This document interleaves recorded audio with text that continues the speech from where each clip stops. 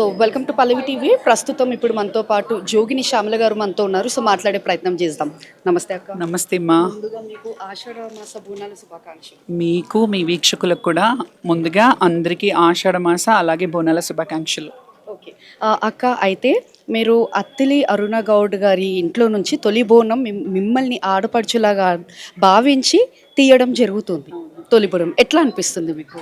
చాలా సంతోషంగా ఉంటుందమ్మా. ఎందుకంటే భగవంతుడు నాకు ఈ అవకాశం ఇచ్చినందుకు ముందుగా ఆ తల్లిని ఎన్ని జన్మలు ఎత్తినా రుణం తీర్చుకోలేనేమో. ఎందుకంటే ఈ జన్మకు నాకు ఈ అవకాశం ఇవ్వడం, అది అత్తిలి ఫ్యామిలీ నుంచి నేను ప్రతి ఏటా బోనం నన్ను ఆడపడుచుగా భావించి వాళ్ళు ప్రతి ఏటా నన్ను పిలిపించి తొలి బోనం, అమ్మకు తొలి బోనం పెట్టే అవకాశం ఇస్తారు. కాబట్టి నేను బ్లెస్డ్ అని చెప్తాను. అందులో ఇక్కడ ఆనవాయితీ ఏంటంటే, యాక్చువల్లీ మనం ఏ ప్లేస్లో అయితే ఉన్నామో ఇది కళ్ళు కంపౌండ్ ఉండేది. గతంలో 20-30 సంవత్సరాల క్రితం కళ్ళు కంపౌండ్ ఉండేది. కళ్ళు కంపౌండ్ తర్వాత అన్నీ తీసేసినప్పటి నుంచి ఇది ఇల్లులు కట్టారు, అపార్ట్మెంట్స్ కట్టారు. కానీ ముందు కంపౌండ్ ఉండేది. కంపౌండ్లో నుంచి ఘట్టము కానీ కళ్ళు శాఖ కానీ అమ్మవారికి పోయేదన్నమాట. ఎందుకంటే మనం ఎక్కడైనా చూసినప్పుడు కళ్ళు కాంపౌండ్లో పెద్ద అమ్మవారి, మహంకాళి అమ్మవారి ఫోటో ఉంటుంది. సో వీళ్ళకి ఫోటో కాదు, మహంకాళి అమ్మవారి దగ్గరలో ఉంటారు ఇక్కడ. కాబట్టి సో ఖచ్చితంగా వీళ్ళు ఘట్టము బోనము అన్నీ సమర్పించడం, ముందుగా తొలి బోనం సమర్పించడం, ఆ రోజు అందరూ ఇది ఉంటారు కాబట్టి ముందే అమ్మకి తొలి బోనం ఎక్కించడం వీళ్ళ ఆనవాయితీగా ఉండేది. దాంట్లో నేను ఎప్పటి నుంచి అయితే మొదలుకొని బోనం చేశానో అప్పటి నుంచి ఇంకా ఎప్పుడు వాళ్ళు నన్ను అదే మర్యాదపూర్వకంగా, అలాగే ఇంటి ఆడపడిచి వస్తే ఈ అమ్మాయిని ఎలా చూస్తారో నన్ను అలాగే చూస్తారు, తిని వాళ్ళ కూతురు. సో అట్లాగే చూస్తారు. ప్రతి ఏటా అదే చీర సారీ పసుపు కుంకుమలతో.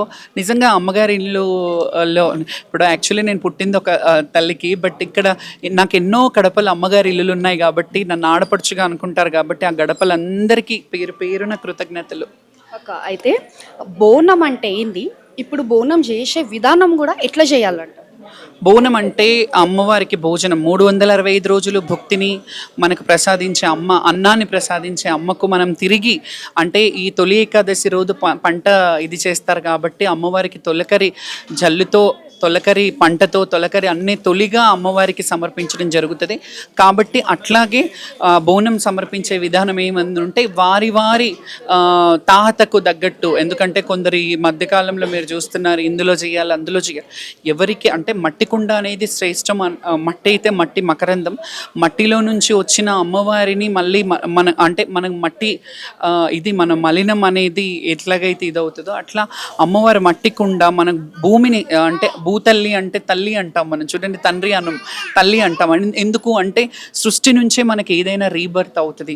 పంట కానీ ఏది కానీ సృష్టిలో నుంచి, భూమిలో నుంచే పండుతాయి కాబట్టి ధాన్యం, అనాజ్ కానీ ఏదైనా. సో తనకి తల్లిగా భావించి, ఎందుకంటే పండించే శక్తి, పుట్టించే శక్తి తల్లికే ఉంటుంది.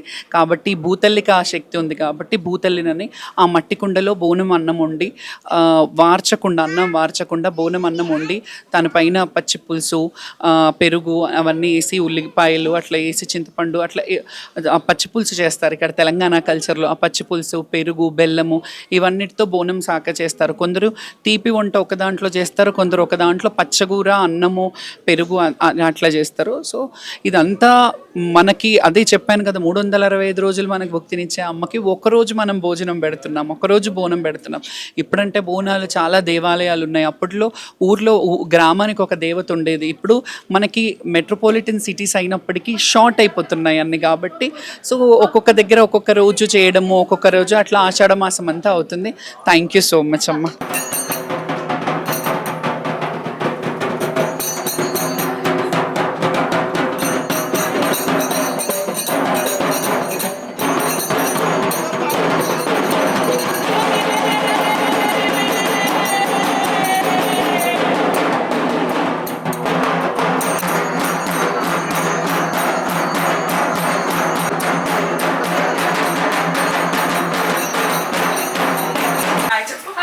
అయిపోయి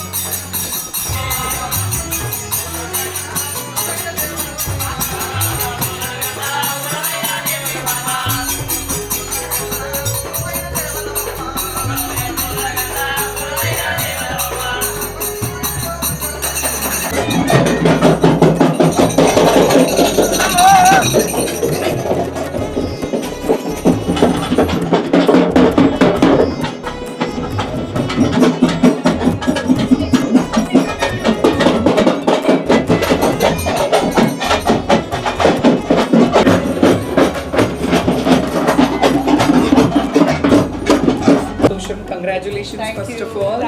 మీ ఆరాకి మీ ఇదికి మంచి పర్ఫెక్ట్ ఏమంటారు పదవి ఉంది మీకు. అండ్ ఐ విష్ మీరు ఈ మహిళల గురించి చాలా చాలా ఇంకా బాగా చెయ్యాలి. పర్ఫెక్ట్ చేతిలో మహిళా కమిషన్ ఉందేనే అనుకుంటున్నాను. Wish you all the good luck. మీరు ఇంకా మంచి మంచి పనులు చేయాలని మనస్ఫూర్తిగా కోరుకుంటున్నాను. గాడ్ బ్లెస్ యూ మా. God bless you.